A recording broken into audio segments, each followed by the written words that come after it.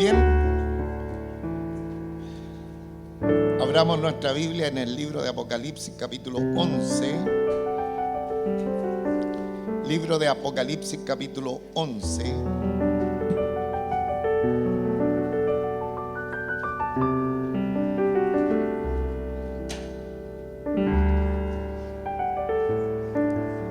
Desde el versículo 1 hasta el versículo 14.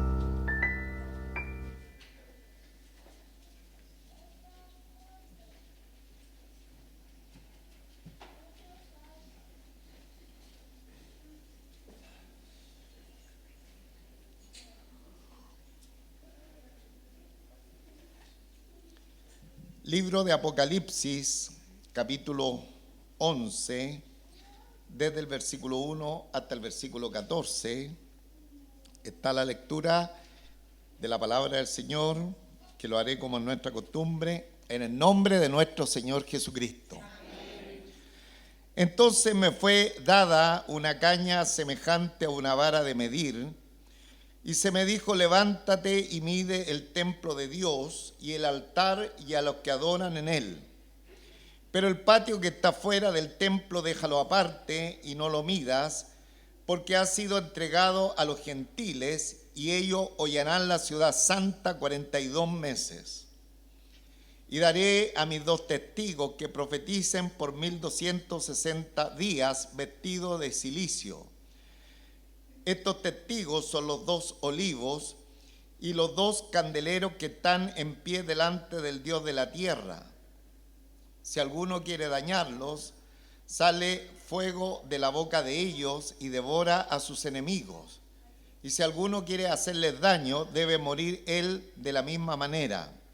Estos tienen poder para cerrar el cielo a fin de que no llueva en los días de su profecía, y tienen poder sobre las aguas para convertirlas en sangre y para herir la tierra con toda plaga cuantas veces quieran. Cuando hayan acabado su testimonio, la bestia que sube del abismo hará guerra contra ellos y los vencerá y los matará. Y sus cadáveres estarán en la plaza de la grande ciudad, que en sentido espiritual se llama Sodoma y Egipto, donde también nuestro Señor fue crucificado. Y los de los pueblos, tribus, lenguas y naciones verán sus cadáveres por 3 días y medio y no permitirán que sean sepultados. Y los moradores de la tierra se regocijarán sobre ellos y se alegrarán y se enviarán regalos unos a otros, porque estos 2 profetas habían atormentado a los moradores de la tierra. Pero después de 3 días y medio entró en ellos el espíritu de vida enviado por Dios, y se levantaron sobre sus pies, y cayó gran temor sobre los que lo vieron. Y oyeron una gran voz del cielo que les decía: subid acá. Y subieron al cielo en una nube, y sus enemigos los vieron. En aquella hora hubo un gran terremoto, y la 10ª parte de la ciudad se derrumbó, y por el terremoto murieron en número de 7,000 hombres. Y los demás se aterrorizaron y dieron gloria al Dios del cielo. El segundo ahí pasó, aquí el tercer ahí viene pronto. Amén. Que el Señor siga bendiciendo su palabra. ¿Podemos orar al Señor?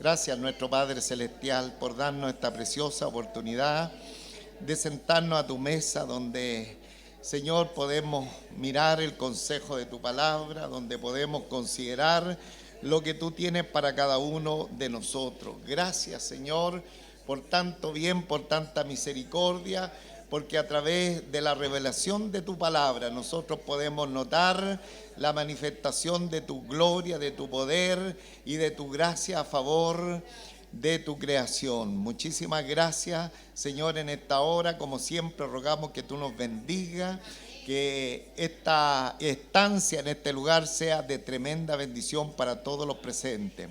Que nuestros oídos estén afilados con nuestro corazón, para que ni una coma ni una tilde de tu palabra, Señor, salga de la enseñanza. Todo lo contrario, podamos siempre recibir lo que tú tienes en ella. Oramos por la iglesia, los niños, las profesoras, nuestros hermanos en servicio, todos los que trabajan para que este culto sea de bendición, que así resulte para tu gloria santa. Y donde se reúna su iglesia, en los horarios ya pasados, presentes y futuros de este día, domingo, sea de tremenda bendición, Señor, la congregación de tu pueblo. Gracias, nuestro Padre Celestial, su bendición la rogamos en el nombre de nuestro Señor Jesucristo. Amén.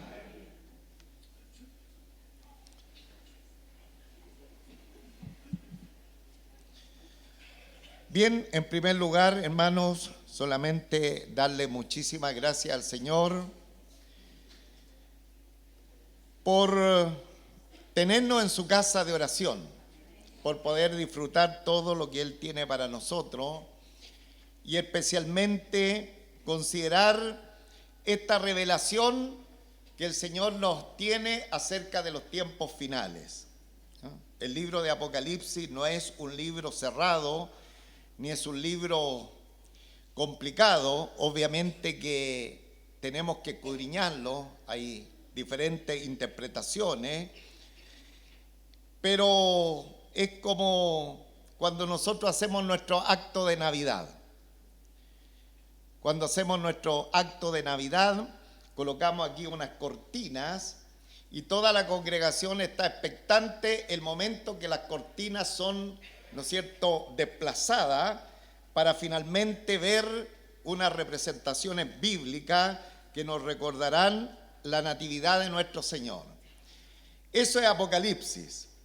De pronto está como cerrado un velo respecto a acontecimientos finales, pero el Señor ha querido correr estas cortinas especialmente para que el pueblo de Él, nosotros los creyentes, podamos saber cuál es el plan del Señor con su creación.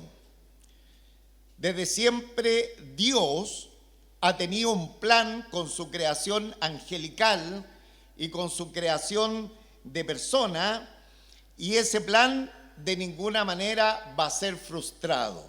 El plan del Señor siempre va a llegar a buen término, a pesar que la entrada del pecado al parecer frustró eso que al comienzo se vio en el huerto del Edén como algo tan extraordinario, cuando el Señor colocó a nuestros primeros padres allá en ese extraordinario jardín. Bien, nosotros hemos estado viendo esta revelación y ya estamos en el proceso judicial que el Señor tiene sobre la tierra, especialmente para los moradores de la tierra. Un concepto que está acuñado acá en el libro de Apocalipsis y que nos habla de las personas que no quieren saber nada con el Señor, con el Dios de los cielos, con el Creador, y que aunque sistemáticamente Dios ha venido con su gracia tratando de alcanzar, ellos persistentemente han venido también contrariando la voluntad del Señor. Y bajo esa circunstancia, ya el favor del Señor, esa largura de misericordia, está llegando a su término y ha empezado el proceso judicial que nos habla la palabra del Señor de Dios contra los moradores de la tierra. Y estábamos en eso, observando aquello, y nos dimos cuenta que en esas conmociones tan grandes de los juicios que estaban viniendo a la tierra, estábamos en la sexta trompeta, cuando de pronto hay un interludio, hay como un paréntesis, hay como un respiro en todos estos acontecimientos tan llamativos y que están haciendo conmoción en el mundo entero. Y en el capítulo 10 y el capítulo 11 hasta el versículo 14 que he leído hoy día, se provoca este interludio, este paréntesis, donde nosotros hemos empezado a ver algunos detalles tremendamente importantes. En el capítulo 10 solamente un par de elementos que vimos la semana pasada. El título que tiene la Reina Valera al año 60 dice El ángel con el librito. Y ahí nosotros notamos que ese librito que recibió Juan de la mano del ángel, él recibió una orden de comerlo. Y el comerlo simbolizaba lo que la revelación traía, especialmente del tiempo final de la tribulación. Lo cual el apóstol Juan en su propia palabra dice entonces, versículo 10 del capítulo 10, entonces tomé el librito de la mano del ángel y lo comí, y era dulce en mi boca como la miel, pero cuando lo hube comido amargó mi vientre. Obviamente que Juan no tomó el libro y lo ingirió y se lo comió con la boca, sino que cuando él pudo ver la revelación que traía el librito, le provocó dos efectos. Por un lado, como la miel, en mi boca como la miel, pero cuando lo hube comido, amargó mi vientre. Y es así que la palabra del Señor nos enseñaba cómo los acontecimientos del final de los tiempos son de dulce y agraz. Son de dulce para los creyentes, para los hijos del Señor, porque el plan del Señor, como siempre, va a terminar en victoria. Amén. ¿Cuántos saben que lo que el Señor se ha propuesto va a resultar todo bien? Pero lo triste que revisamos en el texto bíblico fue justamente que los que sistemáticamente van contrariando la palabra del Señor y al Señor mismo, ellos van a experimentar el juicio potente que Dios tiene para todos aquellos que sistemáticamente rechazan el pregón del Evangelio. Bien, solamente un pequeño trampolín de lo que vimos en esta primera parte del interludio del capítulo 10, y ahora vamos al capítulo 11, que con la gracia del Señor espero ir hasta el versículo 14. Si voy muy lento, ustedes me hacen una seña que voy como tortuga, y si voy muy rápido, ustedes también. De tal manera que todos estemos bien acá mirando la palabra del Señor. Bien, versículo 1 del capítulo 11. Vamos todos al versículo 1 con toda nuestra atención en las Biblias de papel, de celular. Y si alguien no tiene Biblia de papel ni de celular, ahí tiene también, nuestros hermanos ya tienen ahí en la pantalla. Entonces me fue dada una caña semejante a una vara de medir, y se me dijo: levántate y mide el templo de Dios y el altar y a los que adoran en él. Aquí Juan está teniendo nuevamente esta extraordinaria revelación, y en esta revelación dice que le fue dada una caña semejante a una vara de medir. Esta caña de medir era, ¿no es cierto?, una caña, no sabemos muy bien el material, que crecía a orillas del río Jordán y que servía de pronto de manera arbitraria para hacer mediciones. Acá en el templo, nuestros hermanos que hacen aseo tienen dos cañas que le ha traído el pastor para que midan también las separaciones en los pasillos, entre las sillas, y podríamos decir que esta era algo similar para hacer mediciones de manera arbitraria, pero generalmente tenía una altura de 3 metros. Entonces dice que le fue dada una caña semejante a una vara de medir, y se me dijo: levántate y mide el templo de Dios y el altar y a los que adoran en él.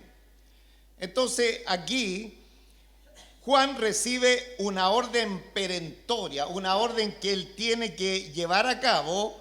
Se le pide que mida el templo de Dios y el altar y a los que adoran en él. Muy importante, debemos de saber que esta es la revelación del Señor y no es que Juan haya recibido la orden de ir, para entenderlo mejor, con un metro, una medida nuestra, y empezar a medir el templo. Ahora, rápidamente, nosotros ahí tenemos un problema, porque se le pide a Juan que mida el templo de Dios. Y la pregunta, ¿qué templo de Dios? Esa es la primera incógnita que nosotros debemos despejar, porque a Juan se le está pidiendo que mida el templo de Dios y el altar y los que adoran en él. Bueno, el templo en la vida de la nación, del pueblo del Señor, del pueblo de Israel, ha sido un lugar del encuentro de la nación de Israel, en este caso muy particular, con Dios. Era el lugar de reunión de Dios con su pueblo, Israel. Y durante el transcurso de las edades han habido diferentes templos.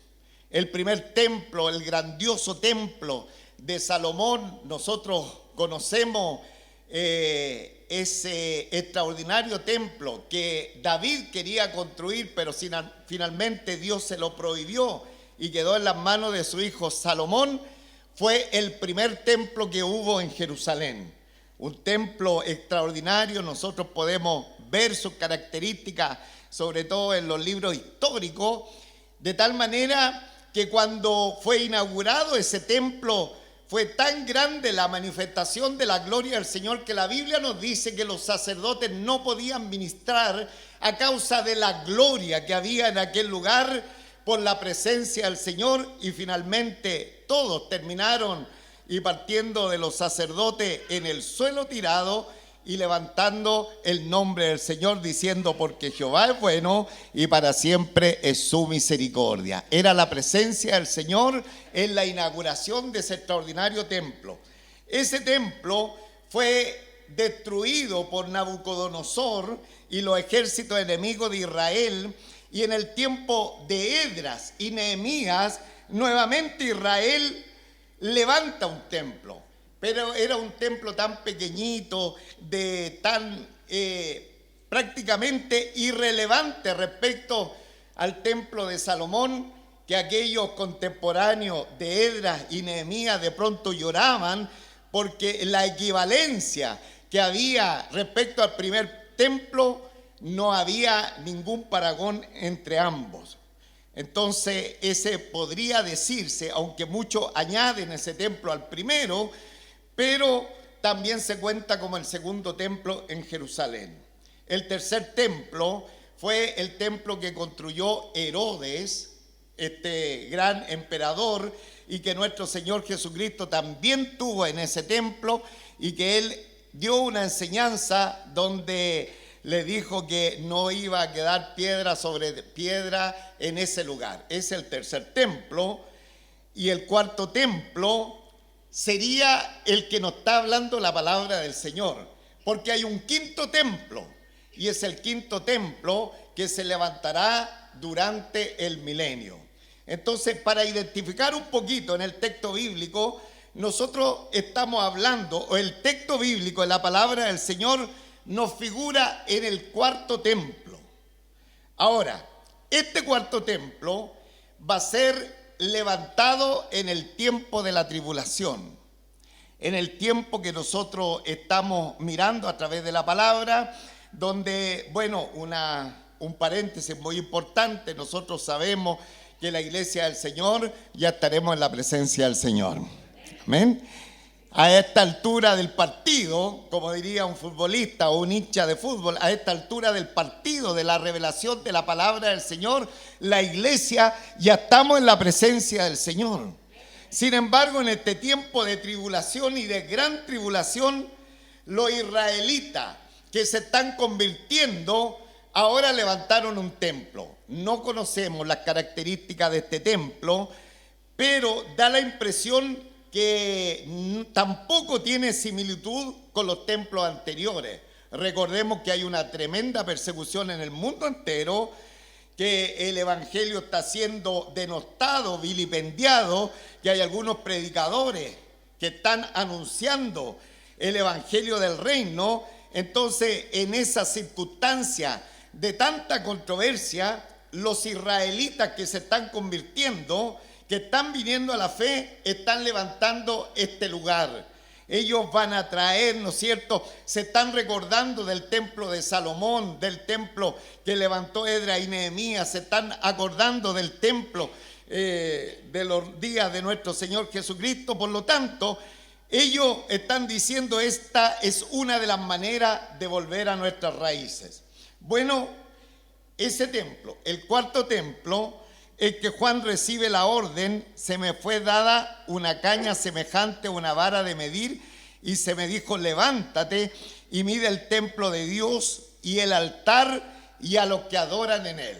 Ahora, en el templo de Salomón y en todos los templos siempre habían diferentes lugares. Había el lugar santo, el lugar santísimo, y estaban los patios. Y en los patios también había un patio de los gentiles, los cuales ellos no podían acceder como los israelitas común y corriente, que podían acceder, ¿no es cierto?, al altar de bronce, al altar de la ofrenda, al lugar santo y al lugar santísimo. Ellos solamente quedaban en el patio de los gentiles. Entonces, en este templo, que no sabemos las características, pero podemos inferir que es un templo sencillo, porque ellos no pueden levantar un templo, porque donde Israel desea levantar el templo, especialmente en estos días, tienen un tremendo problema. ¿Y cuál es el problema? Que están los musulmanes. Están los musulmanes. Por lo tanto, si ellos osan levantar un templo donde está el muro de los lamentos, prácticamente se desencadena una tremenda guerra, y tal vez una guerra mundial. Entonces es muy difícil que se levante un templo donde ellos quieren y con las características que también ellos quieren. Sin embargo, podría ser una sala que reúne ciertas condiciones para que se reúnan los judíos que se están convirtiendo. Entonces dice el texto bíblico: entonces me fue dada una caña semejante a una vara de medir, y me dijo, levántate y mide el templo de Dios y el altar y a los que adoran en él. Y aquí llegamos a la situación que esa caña de medir no era para tomar medidas cuánto medía ese templo que ellos van a tener y construir en el tiempo de la tribulación. Hoy día las construcciones se pueden hacer en un día, no hay problema. Si alguien dice, pastor, no hay ningún templo de vestigio, pero Israel puede levantar un templo en un día, no hay ningún problema. En la gran tribulación así va a ser.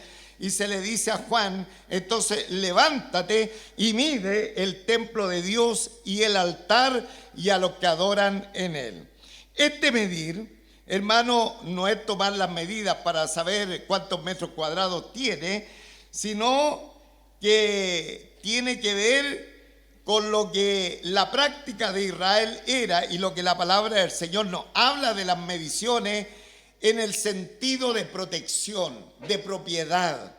Cuando el Señor decía que había que medir algo, la palabra del Señor no habla de mediciones, no está hablando de propiedad del que está midiendo, como también de protección. Por lo tanto, lo que aquí la Escritura nos quiere decir es que a Juan se le está aclarando que, a pesar que están viviendo en un tiempo tremendamente complicado, con una persecución tremenda sobre los convertidos de aquel tiempo, sin embargo, el pueblo de Israel va a gozar de la protección del Señor. Ellos gozarán de la protección del Señor. Levántate y mide el templo de Dios y el altar y a los que adoran en él. Versículo 2. Ay, quiero correr, hermanos. versículo 2. Pero el patio que está afuera, el patio de los gentiles, que está fuera del templo, déjalo aparte y no lo midas, porque ha sido entregado a los gentiles y ellos hollarán la ciudad santa 42 meses. Pero el patio que está afuera, no lo midas. O sea, lo que está fuera del recinto donde habitualmente se unen los nuevos creyentes israelitas, no lo mida, porque ha sido entregado a los gentiles y ellos hollarán la ciudad santa 42 meses. Es decir, donde llegan los gentiles son todas las personas que no pertenecen a la nación de Israel. Toda persona que no es israelita es un gentil. Y los gentiles desde siempre han estado de alguna manera hollando, pisoteando, han estado atosigando a la nación de Israel.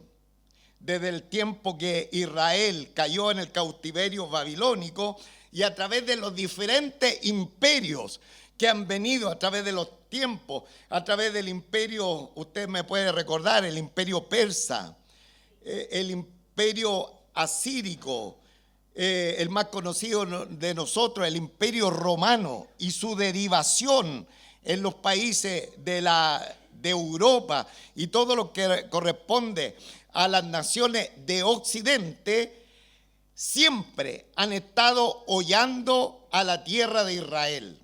Entonces el Señor le dice, mira, donde se reúnen los creyentes, donde están los convertidos a la fe dentro del judaísmo, ellos van a tener un cerco de protección, van a estar protegidos por mí en este tiempo. Pero lo que está fuera, versículo 2, pero el patio que está fuera del templo, déjalo aparte y no lo mida, porque ha sido entregado a los gentiles y ellos hollarán la ciudad santa 42 meses. Pregunta, ¿cuántos son 42 meses? ¿Perdón?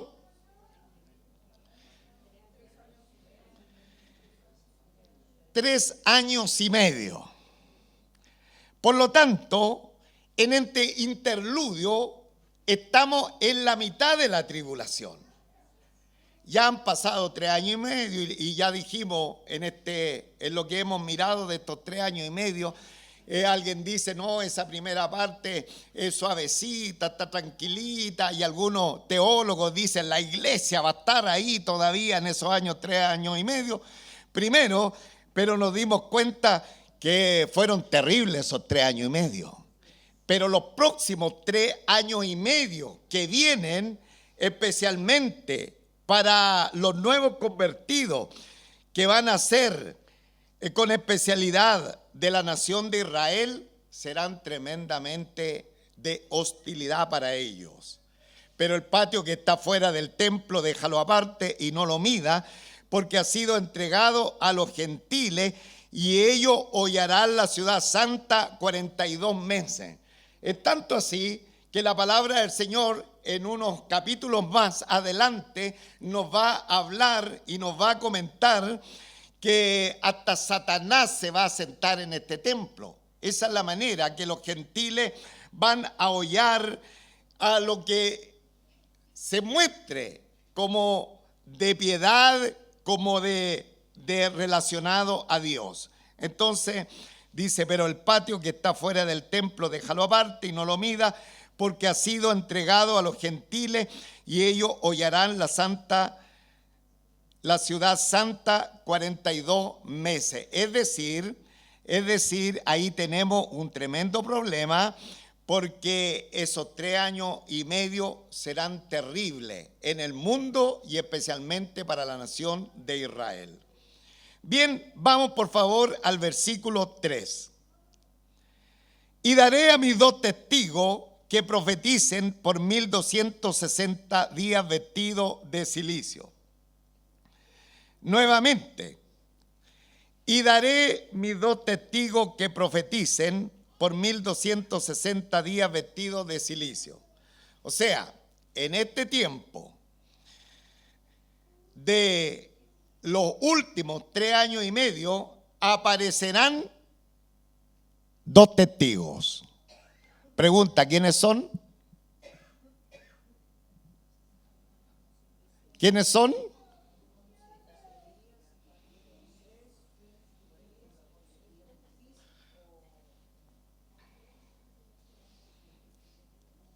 Esa es una buena pregunta que nos hacemos todos los que leímos la palabra del Señor. Y dice, y daré a mis 2 testigos que profeticen por 1260 días vestidos de cilicio.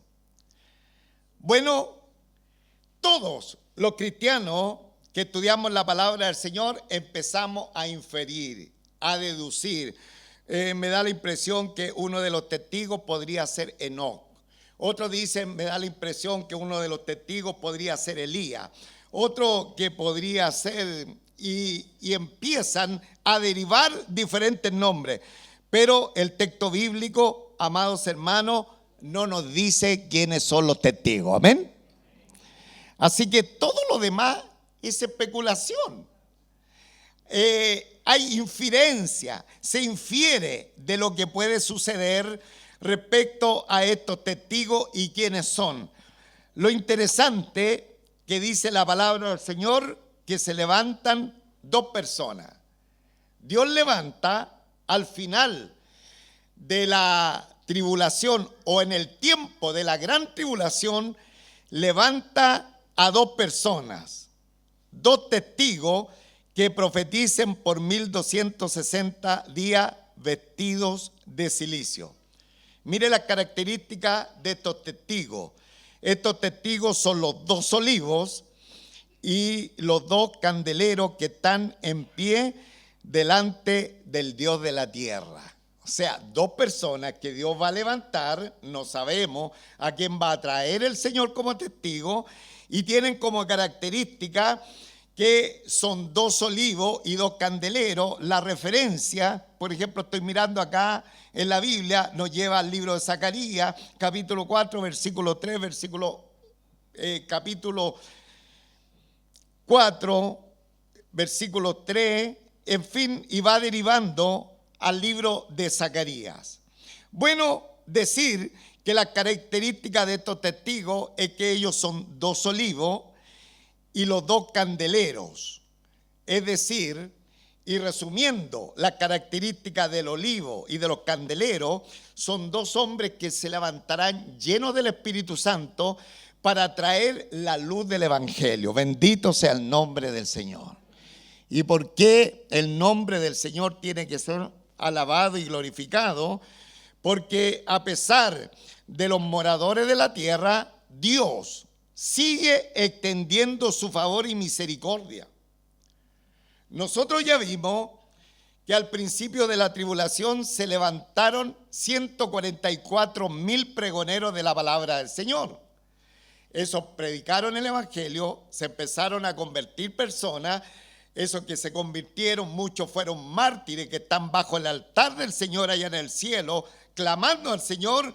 Sin embargo, muchos ayudaron también en la evangelización. Tenemos los 144, tenemos los que se convirtieron en aquel tiempo predicando el Evangelio, y tenemos ahora 2 testigos más. Bendito sea el nombre del Señor. Y estaba mirando que después en el capítulo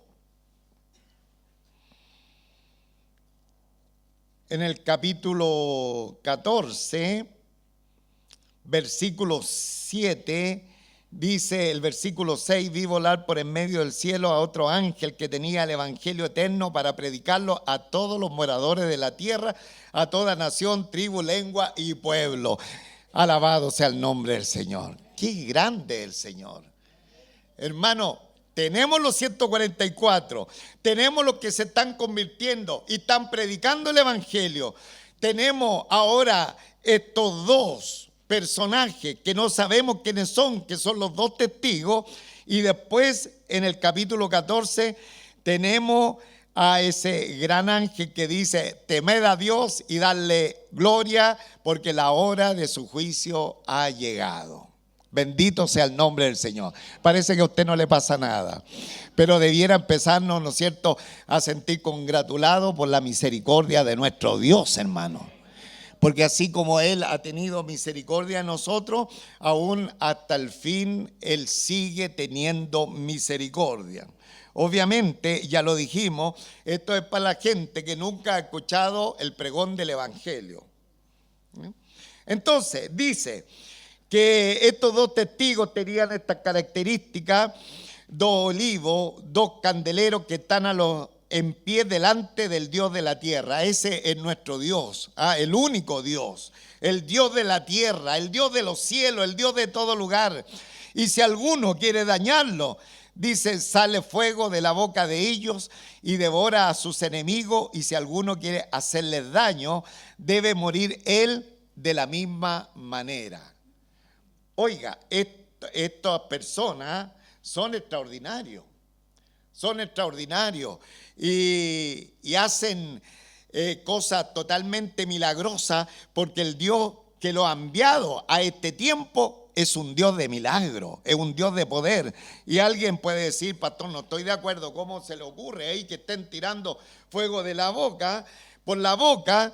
Bueno, podría ser bajo otras circunstancias, porque la palabra del Señor también nos habla en los tiempos de Elías que Él hizo descender fuego del cielo. Amén. ¿Cuántos están de acuerdo a la palabra del Señor? Por lo tanto, no es necesario que salga así como en las películas. O podría ser que tienen una personalidad, una destreza lingüística tan grande como para llevar la palabra del Señor, no lo sabemos. Pero son personas totalmente milagrosa usada por el Señor. Y dice, y si alguno quiere hacerles daño, debe morir él de la misma manera. O sea, durante el tiempo que ellos estén en su labor como testigos, durante los 3 años y medio finales, que ellos estén pregonando el Evangelio, anunciando el Evangelio del reino, ellos no van a ser muertos de ninguna manera, a pesar de la persecución, a pesar de el levantamiento de los demonios que están por doquier. Recuerden, han salido del abismo millones de demonios. Sin embargo, a pesar de eso, si alguno quiere hacerles daño, debe morir él, la persona que quiere hacerle daño, de la misma manera. O sea, si alguien dice, voy a ir por la espalda para asesinar a esta gente que está molestando con el pregón del Evangelio, esa persona va a morir por la espalda. Eso dice la palabra del Señor. ¿Cuántos creen a la palabra del Señor? Amén. Entonces, estos tienen características, estos tienen poder para cerrar el cielo a fin de que no llueva en los días de su profecía, y tienen poder sobre las aguas para convertirla en sangre y para herir la tierra con toda plaga cuantas veces quieran. Y es ahí, con estas características, entonces los estudiantes de la Biblia dicen, me parece esto conocido.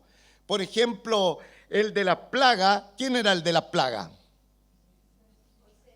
Moisés. Entonces podría ser Moisés. Ahí se empieza a inferir quiénes podrían ser los testigos. Y también el que cerró los cielos, Elías. Entonces ahí todos los estudiantes de la Biblia empiezan a inferir, estos testigos son Elías y Moisés, que el Señor levanta al final de los tiempos, porque tienen esas características. Versículo 7. Cuando hayan acabado su testimonio, la bestia que sube del abismo hará guerra contra ellos y los vencerá y los matará. Toda la iglesia, cuando hayan acabado su testimonio, la bestia que sube del abismo hará guerra contra ellos y los vencerá y los matará. Este verso tiene como un desenlace triste, hermano, pero un desenlace tan precioso. Este verso es una bendición, hermano, porque dice, cuando hayan acabado su testimonio, o sea, no antes. El Señor le entregó un ministerio, y el ministerio que el Señor le entregó es por los últimos 3 años y medio de la gran tribulación. Y durante todo ese tiempo, ellos serán los testigos de nuestro Señor Jesucristo. Y durante ese tiempo no les va a suceder nada hasta que hayan acabado su testimonio. Qué bendito saber que si el Señor, a usted y a mí, ¿cuántos saben que el Señor nos ha llamado? Él cumplirá su propósito en nosotros. Diga conmigo, Dios cumplirá su propósito en mí. Y nuestra vida, nuestro trabajo, nuestro servicio no se va a caducar antes de tiempo, hermano. Todo lo contrario, va a ser el día que ya no haya nada que hacer.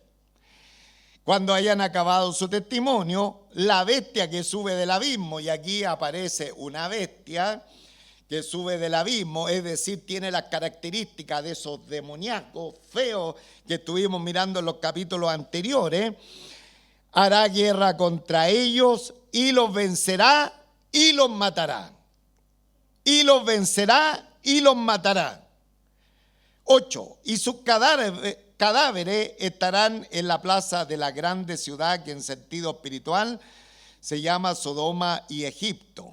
Entonces también aquí las personas empiezan a deducir, y por un lado, ¿qué ciudad será esta? Porque esta ciudad se llama Sodoma y Egipto, pero el texto bíblico no nos permite especular, porque finalmente dice donde también nuestro Señor fue crucificado. ¿Dónde fue crucificado nuestro Señor?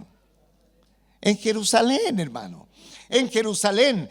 Por lo tanto, sus cadáveres de estos testigos estarán en la grande ciudad, es decir, en Jerusalén, que en sentido espiritual se llama Sodoma y Egipto. ¿Por qué Jerusalén está como Sodoma y Egipto? Sodoma, lugar de depravación, y Egipto, lugar de opresión, de esclavitud. Así se reconoce a Jerusalén en este tiempo. ¿Cuál es la razón? Porque Jerusalén está siendo hollada por los gentiles. Recuerde, hermano, que todavía no llega la liberación, por decir algo, no se cumple el propósito final de Dios con Jerusalén. Entonces, dice que esto va a suceder en este lugar. Versículo 9. Y los de los pueblos, tribus, lenguas y naciones verán sus cadáveres por 3 días y no permitirán que sean sepultados. Esta es una de las aberraciones más grandes que podían hacer en aquel tiempo las personas, justamente no sepultar a las personas muertas, y dice que esta gente verán sus cadáveres por 3 días y medio y no permitirán que sean sepultados. Y los pueblos, tribus, lenguas y naciones. Ahora, cuando se escribió el Apocalipsis, esto era pero totalmente, prácticamente imposible, pero la profecía conocía, ¿no es cierto?, lo que iba a suceder, y en este tiempo será imposible ver lo que está sucediendo, por ejemplo, en el Medio Oriente. Nosotros podemos ver los bombardeos que hay o la guerra que hay en directo. Bueno, esto va a suceder, se va a ver en directo a través del mundo. Como dice aquí el texto bíblico, que estos verán sus cadáveres por 3 días y medio y no permitirán que sean sepultados. Versículo 10, y los moradores de la tierra se regocijarán sobre ellos y se alegrarán y se enviarán regalos uno a otro, porque estos 2 profetas habían atormentado a los moradores de la tierra. Bien, estos están felices, estos adelantaron la Navidad. ¿Y por qué la adelantaron tan felices? ¿Cuál es la razón que dice la palabra del Señor? Porque estos 2 profetas habían atormentado a los moradores de la tierra. Muchas veces en nuestro trabajo, si usted lleva la luz de Cristo, si usted está glorificando el nombre del Señor, ¿sabe lo que le pasa a los compañeros de trabajo suyo? No los cotizan. Se sienten mal con ustedes. Porque ellos hacen cosas que usted no hace. se sienten complicados. Imaginémonos los moradores de la tierra cómo están de complicados con estos dos testigos, porque ellos definitivamente están enrostrando el pecado que hay y el juicio que finalmente va a caer sobre cada uno de ellos. Entonces no se quieren sentir apuntados, ¿no es cierto?, con los dedos, y es la razón que al fin apareció alguien importante, la bestia, muy posible el anticristo, se levantó y por fin nosotros no podíamos asesinar a esta gente, que estos son como canutos que están aquí molestando y hablando del Señor. ¿Hasta cuándo? Qué bueno que apareció esta bestia, que no sabemos ahí, es muy probable el anticristo, que finalmente le dio la muerte, exhiben sus cadáveres y finalmente ellos a través del mundo se regocijan, se alegran, se envían regalos uno a otro, porque estos dos profetas habían atormentado a los moradores de la tierra. Qué bendito tormento le habían dado, presentando al Señor Jesucristo como el libertador de la gran debacle final sobre la creación. Pero ellos se sentían atormentados porque querían seguir mirando hacia abajo las cosas de la vida. Versículo 11. Pero después de 3 días y medio entró en ellos el espíritu de vida enviado por Dios, y se levantaron sobre sus pies, y cayó gran temor sobre los que lo vieron. Y oyeron una gran voz del cielo que les decía: subid acá. Y subieron al cielo en una nube, y sus enemigos los vieron. Bendito sea el nombre del Señor. ¿Tiene poder el Señor para resucitar? Claro, el Señor tiene poder para resucitar. ¿Se recuerda el valle de los huesos secos? Claro, claro, el Señor sopló aliento de vida nuevamente en estos testigos, y se levantaron sobre sus pies, y cayó gran temor sobre los que los vieron. Versículo 12, y oyeron una gran voz del cielo que les decía: subid acá. Bendito sea el nombre del Señor. Ahí tenemos un atisbo de lo que es el levantamiento que el Señor ha hecho de manera sistemática en el antiguo tiempo. De pronto Enoc, ¿no es cierto?, fue levantado. Después la palabra del Señor dice que nuestro Señor Jesucristo fue alzado al cielo, una nube, ¿no es cierto?, le ocultó. Y también en Tesalonicenses vemos que la iglesia del Señor es levantada. Bueno, esto mismo sucedió. Y oyeron una gran voz del cielo que les decía: subid acá. Y subieron al cielo en una nube, y sus enemigos los vieron. Versículo 13. Y en aquella hora hubo un gran terremoto, y la 10ª parte de la ciudad se derrumbó, la ciudad de Jerusalén. Y por el terremoto murieron en número de 7,000 hombres. Y los demás se aterrorizaron y dieron gloria al Dios del cielo. El segundo ay pasó, y aquí el tercer ay viene pronto. Aquí podemos tener cierta interrogante. ¿Qué pasó? Eminentemente, hermano, está hablando de judíos. No está hablando del resto de las personas de otras naciones que se han convertido durante este tiempo. Está hablando de judíos, recuerde, está hablando de Jerusalén y de lo que está sucediendo con estos dos testigos. Y después que estos se fueron al cielo, en aquella hora hubo un gran terremoto en Jerusalén, y la 10ª parte de la ciudad se derrumbó por el terremoto, y murieron en número de 7,000 hombres. Y los demás se aterrorizaron y dieron gloria al Dios del cielo. ¿Y por qué aquí hay una interrogante en esta última partecita? Y los demás se aterrorizaron y dieron gloria al Dios del cielo. Porque cuando haya un cataclismo, de pronto por el cataclismo la gente como que toma una actitud de piedad. Recuerdo, por ejemplo, solamente los terremotos que han habido acá en nuestro país en el año 85, por la calle Covadonga, de la Cisterna para acá, hermano, la gente se tiraba al suelo y decía, Dios mío, y colocaban sus manos en señal de piedad. Mucha gente que había por la calle Covadonga, en el lugar donde transitaban hartos hermanos en aquel tiempo. Porque cuando hay algo así peligroso, de pronto la gente se acuerda de Dios. Entonces, y después, ¿qué pasó? Si te he visto, no me acuerdo. Pero, acá, hermano, bien puede ser que muchos se convirtieron. ¿Sabe por qué bien puede ser? Estamos hablando de Israel, porque dice la Escritura que todo Israel será salvo. Por lo tanto, muy probable que aquí hubo una tremenda salvación. Y los demás, claro, al ver el ministerio de los dos testigos y además de ver la manifestación del poder de Dios y el terremoto y esta cantidad de personas que murieron, 7,000, los demás se aterrorizaron y dieron gloria al Dios del cielo. El segundo ay pasó, aquí viene el tercero. El tercer ay viene pronto. ¿Cuándo viene el tercer ay? La próxima semana. Venga al culto. La séptima trompeta, dice acá la Reina Valera, el versículo 15, el séptimo ángel tocó la trompeta y ahí empieza el tercer ay.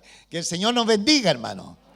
Disculpen, he tenido que correr porque he estado mirando acá el teléfono. Solamente decir dos cosas. Y estas dos cosas están acá en el versículo, capítulo 11, versículo 4. Diga conmigo, estos testigos son los dos olivos y los dos candeleros que están en pie delante del Dios de la tierra. Póngase en pie, por favor, póngase en pie, póngase en pie. De nuevo.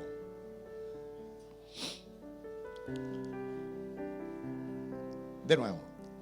Estos testigos son los dos olivos y los dos candeleros que están en pie delante del Dios de la tierra.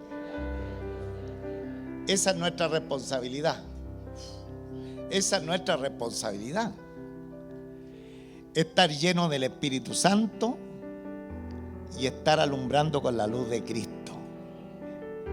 Y estar de pie delante del Dios de la tierra, del Dios de los cielos y del Dios de todo lugar, hermano. ¿Delante de qué nosotros estamos habitualmente en pie? Que el Señor nos ayude para que siempre estemos delante del Dios de los cielos y de la tierra. Y que estemos llenos del Espíritu Santo y que estemos alumbrando con la luz del Señor. Número uno. Número dos. ¿Sabe lo que quiere el Señor? Llevarnos donde está Él. Versículo 12. Y oyeron una gran voz del cielo que les decía: subid acá. Y subieron al cielo en una nube y sus enemigos los vieron. Toda la iglesia. Y oyeron una gran voz del cielo que les decía: subid acá. Eso es lo que quiere el Señor de nosotros, pues. Que nosotros siempre estemos ascendiendo.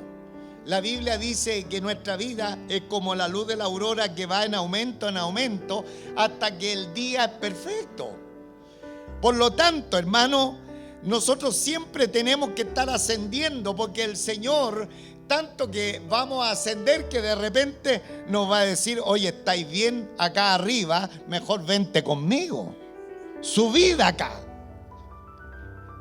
Pero cuando estamos muy pegados a las cosas de la tierra, nos hemos olvidado, amados hermanos, que el Señor quiere solamente subir con nosotros. Amén. Que el Señor nos ayude. Estas dos peticiones podemos llevarlas a la presencia del Señor. Cierra sus ojitos, por favor. Dios nuestro Padre Celestial, bendito es tu nombre para siempre. Con cuánta gratitud te adoramos, te bendecimos, te damos muchísimas gracias en esta hora, Señor, por darnos a conocer los misterios de tu palabra, por revelarnos, por corrernos el telón final de los tiempos y darnos cuenta que tu propósito, tu voluntad, tu plan finalmente se va a cumplir conforme tú lo has diseñado. Eso es dulce para nosotros, eso es agradable, eso deja un sabor tremendamente grato en nosotros al saber que tú simplemente te vas a imponer al final de los tiempos, que el plan tuyo que has ideado desde la eternidad no será frustrado. Sin embargo, también debe haber un amargor, porque los que sistemáticamente rechazan la predicación del Evangelio, el anuncio de tu palabra, finalmente van a concluir en el proceso judicial que tú nos muestras a través de tu palabra.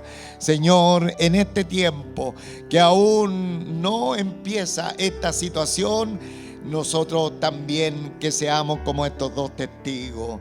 Señor, que estemos llenos del Espíritu Santo, que estemos llenos de tu presencia, del poder tuyo en cada uno de nuestros corazones, de tal manera que como fueron testigos ellos en este tiempo final, nosotros también seamos testigos de la gran obra que tú has hecho en nuestros corazones.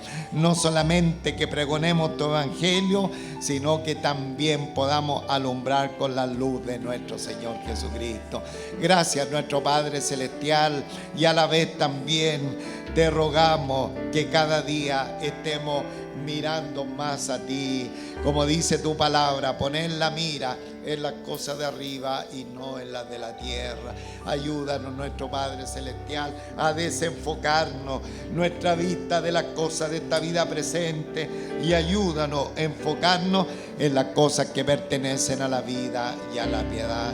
Gracias, nuestro Padre Celestial. Bendice esta congregación, a todos los hermanos acá que estamos congregados, bendícenos a través de tu palabra.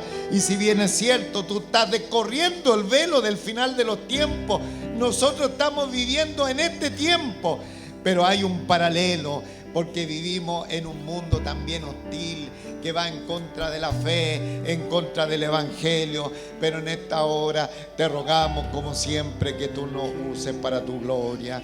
Gracias, Señor, que tengamos empatía, que tengamos misericordia con los que van a la par de nosotros. Y como siempre rogamos que si en esta hora más de alguien ha venido a este culto, está en esta reunión y no conoce a Jesucristo como el Señor de su vida, en esta hora puedan venir a la fe y al arrepentimiento, que puedan creer en la persona del Salvador Jesucristo nuestro Señor, que murió en la cruz del Calvario para llevar nuestros pecados, que fue crucificado, que fue también enterrado, sepultado, pero al tercer día resucitó de entre los muertos. Si hay alguien en esta hora que cree al evangelio de nuestro Señor Jesucristo, va a tener el pasaporte para la vida eterna, para ser llamado, para ser alzado hacia los cielos, como nos dice esta preciosa palabra.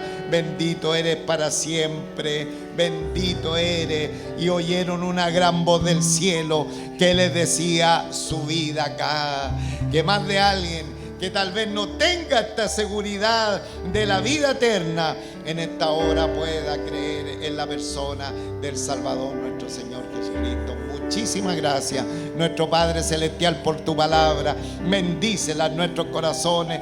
Llénanos de tu gracia, llénanos de tu poder, llénanos de tu unción, y que cada día te amemos más, te sirvamos mejor, seamos mejores exponentes de tu evangelio.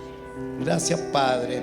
Rogamos su bendición sobre todos nosotros, en el nombre de nuestro Señor Jesucristo. Amén y amén. Gloria a Dios. Bendito.